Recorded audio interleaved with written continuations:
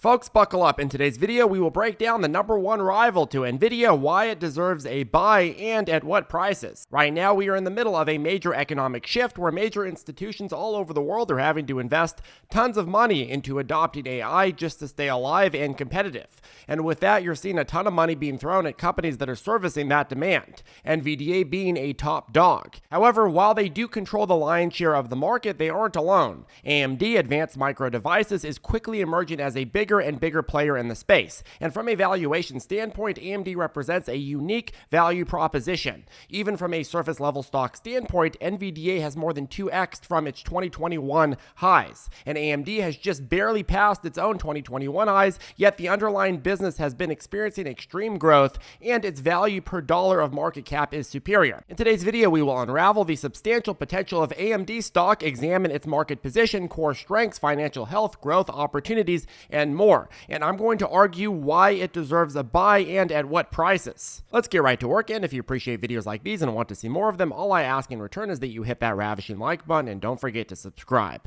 And as always, make sure you do your own due diligence. If you're the one taking the ultimate risk, you got to be the one doing the ultimate frisk. Lots of people, they get real risky, but they don't think about doing their frisky, and vice versa. Okay, let's get right to work. So what is AMD? Advanced Micro Devices, AMD, is a global semiconductor company that has made significant headwinds in the computing and graphics markets. Founded in 1969, AMD has evolved to become one of the leading manufacturers of computer processors and related technologies for business and consumer markets. The company's main products include microprocessors, motherboard, chipsets, servers, workstations, personal computers, and embedded system applications. Some of AMD's big notable customers include Meta Platforms, Oracle, and Microsoft. But Charlie, what's the difference between AMD and Nvidia? Well, AMD specifically shines with its dual expertise in CPUs and GPUs, which is a more balanced portfolio. Nvidia, on the other hand, has honed its focus on GPUs, making it a powerhouse, especially in realms where high-performance computing is crucial, like AI and gaming.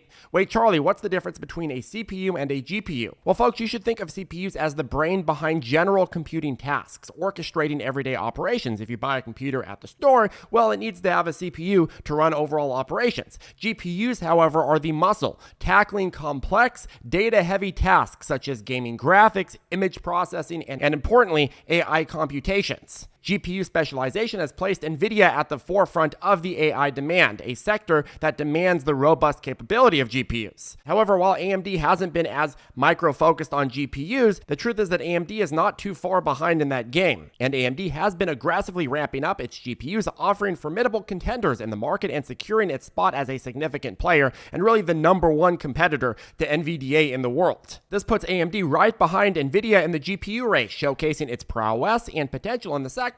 So why consider AMD if Nvidia is already a well-established leader, especially with this AI surge? Well, it really boils down to value. Investing in Nvidia will likely be lucrative for those looking to leverage short-term market trends or commit to the long haul, and I'm a believer in Nvidia. However, AMD presents a compelling value proposition that shouldn't be ignored. I believe there's a lot of untapped potential here ready for savvy market participants to explore. And are you a savvy McSavster, a savvy little market participant? Well, you better keep watching. Let's talk valuations to make my case here. From a valuation standpoint, when analyzing the price to sales, the PS ratio, Nvidia presents itself as the pricier option. Essentially, AMD offers more sales for each dollar of its valuation compared to Nvidia. The PS ratio stands at approximately 40 for Nvidia, while AMD's hovers around 13 to 14, so AMD much better deal from that standpoint. However, the narrative shifts when focusing on earnings, specifically the price to earnings PE ratio. Here, AMD appears more expensive relative to Nvidia, suggesting that Nvidia offers more earnings per dollar of investment. Despite Nvidia's appeal based on its PE ratio, AMD showcases significant growth opportunities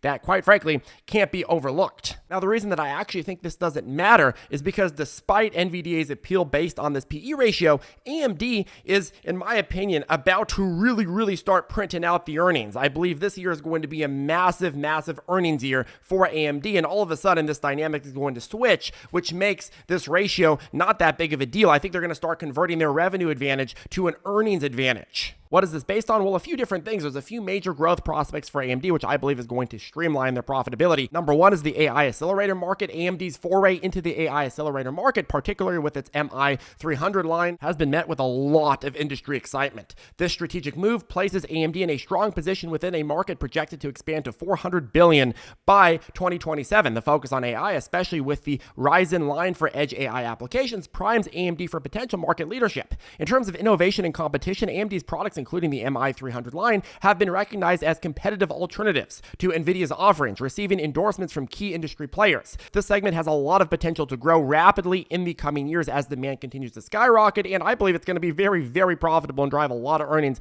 for AMD. AMD also has market expansion opportunities under the leadership of the current CEO, Miss Lisa Su, while AMD has ambitiously revised its addressable market forecast, signaling a potential for significant growth, and I love to see this. If you read through their press releases and their reports, their expansive market vision suggests that AMD's current valuation might be very, very undervalued relative to its future growth trajectory. I mean, if you look at AMD being number 2 in this race and being very, very undervalued at its current number 2 status, and considering how big this industry is expected to grow, I mean, it's difficult to ignore. I believe future product launches are also going to add a lot of growth for AMD. AMD's continuous product innovation, such as the Ryzen 8040 series processors and the Instinct MI300 series accelerators, which we've talked about, underscore its technical prowess. Now let's talk about AMD's recent earnings, because the company actually didn't meet Wall Street's expectations, but that was mainly because of its focus on both CPUs and GPUs instead of just concentrating solely on GPUs. Last year, the CPU market just simply did not perform well, which dragged down the overall performance. The decline was partly due to a downturn in the personal computer market, which needs CPUs, of course, which saw PC shipments drop by nearly 13% in 2023.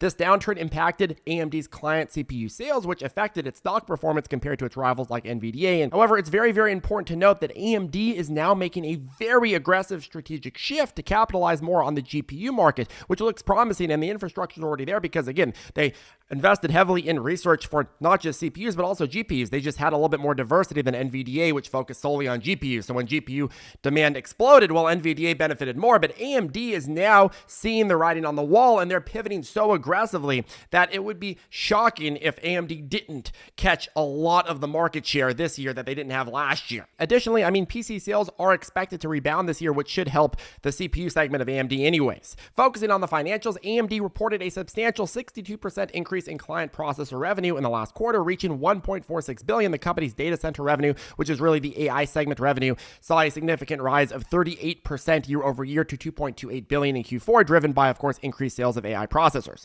And when we examine the year over year financial growth, there's a pretty damn clear upward trend. Revenue grew by 10%, which again, pretty modest because of the situation with the CPU market, but the company's gross profit still surged by 21% and its gross margin increased by 4%. So the overall trend trajectory in terms of profit production is very, very nice. Now, operating expenses remain constant, yet operating income soared by 330% and the operating margin improved by 9%. Net income, on the other hand, saw an astronomical rise of 3,076%, with diluted earnings per share up by an incredible 4,000%. Now, why are these up so high? Well, these staggering increases are partly due to the low base effect from Q4 2022. These are comps with a quarter that was very, very challenging for the sector. But overall, I mean, if you look at the big, broader trend, it's very, very difficult to ignore AMD's massive success even before they started really hyper-focusing on the GPU segment. With Q4 2023 showing this strong performance, well, it's very, very easy to anticipate 2024 seeing even more robust quarters for AMD. Let's talk analyst opinions. The average analyst price target on the stock is $196.65, representing some 11% of upside. The high is at $270 and the low is at $140. However, if you look at the trend of analysts over the last month, you've had about 34 analysts revise AMD upward over that last month. 4 upgraded exceptions for this current quarter, 2 for the next quarter, 9 for the current year, and 19 for the next year, 2025. And folks, as this trend of revising upward continues, well, these price targets are going to go up as well. We saw this and continue to see the same thing going on with Nvidia. Okay, moving on, charts. Let's go ahead and pull up the lovely chart. So there's this weird paradigm in the market where when stocks are on the downtrend and getting cheaper, people become less inclined to buy them because the trend is down and they don't want to immediately lose money. Even even if it's just for a short time until the stock comes back. They don't care. They just don't want to lose any money. And then on the opposite side, when stocks are going up, a lot of people will justify staying out as well because the stock is too quote unquote expensive, even though simply buying and riding the uptrend would the vast majority of the time get them a way more immediate profit than buying a downtrend, right? And folks, whether you're avoiding buying on a downtrend or you're avoiding buying on an uptrend, well, neither of these things is a healthy thing when done in blanket formation. If you can't buy something when it's going down, you can't buy it when it's going up, you can't buy it when it's flat, well, quite frankly, you can never really buy anything. You might as well just stay out of the market. In this case, we have an aggressive uptrend with a ton of momentum that still hasn't anywhere near matched Nvidia or the valuation ratios of other similar companies in the space. The company itself is going parabolic and should see a killer 2024 to justify a parabolic rise in price. And so if you're somebody that wants to ride momentum for short-term opportunities, well, I think this is an awesome play. But you have to make sure you have tight risk management. And you got to make sure that you're not just blindly chasing, but you're rather accumulating at key points. Also, alternatively, if you're somebody who wants to do a value buy, which means buy when the price makes sense, get a much better deal on the price, and you're buying during the next dip cycle, well, you also have to make sure that you're willing to buy as the dip keeps dipping.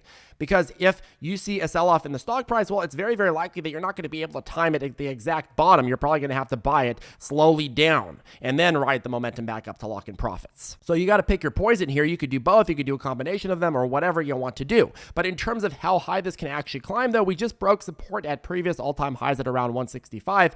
Now, it's very, very, very rare anywhere, let alone in the euphoria market like we have now, that a new high is broken after years of no new highs and then just goes right back down under after a very, very small climb. That almost never happens. My expectation is that AMD's rise eventually resembles something like we've seen with Nvidia, where after you shatter a previous high, you then go on to build a 50, 60, 70% rally, or in the case of Nvidia, even more than doubling. Now, I wouldn't count on this current momentum cycle lasting as long as it did with Nvidia without some form of long breath, but if you look at the overall trajectory, I'd see AMD having a similar overall opportunity. Okay, now it's time for risk factors. It's risk o'clock. It's time to talk about the dangers. Number one, competitive landscape. I'm going to go through the dangers and then I'm going to go through the mitigation measures that AMD has taken. AMD operates in a highly competitive sector dominated by heavyweights like Intel and Nvidia, which have significant resources, technical talent, and marketing capabilities. AMD has made notable gains, particularly in the CPU market against Intel, and has maintained its presence in the GPU market and is really, really aggressively pivoting into that, which I think it's going to get some market share for. However, there is, of course, that chance that Nvidia or Intel comes out with something that can really, really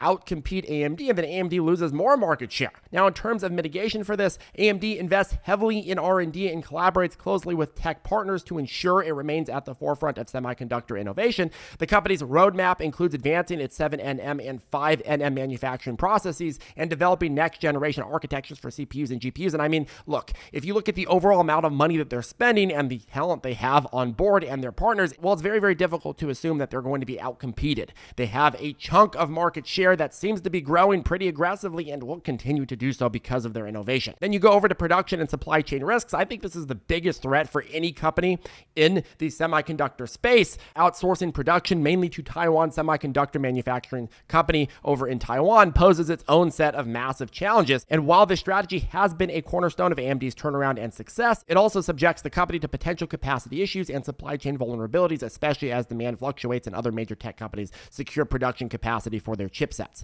In terms of mitigation measures to mitigate these risks, AMD has diversified its supply chain strategy by engaging with multiple foundries and suppliers, reducing dependency on a single source. I think they could do more, but they've done a lot. Then there's, of course, demand fluctuations, the PC market, again, a significant segment for AMD, who makes CPUs for the PC market. Well, that shows a lot of signs of rotating weak demand, which can impact revenue and growth projections by a lot and cause big freakouts to the downside for AMC stock. In terms of mitigation measures, though, of course, AMD is broadening out its segments by quite a lot, and the GPU focus is likely to mitigate that by massive leaps and bounds because of how much demand there is right now for GPUs. So anyways, I mean, there's lots of real risk with AMD, but it's also taking lots of strategic steps to mitigate said risk. Anyways, let us know what you think about AMD down below. Is it a buy? Is it a conservative buy with a stop loss? Is it overvalued? Should you just focus on NVDA? Maybe you should avoid semiconductors at all because they're too frothy. Well, you can let us know down below what you think. And the only thing I ask in return for all the work that goes into making a video like this is that you hit that ravishing like button, and also don't forget to subscribe. We'll see you in the next video, folks.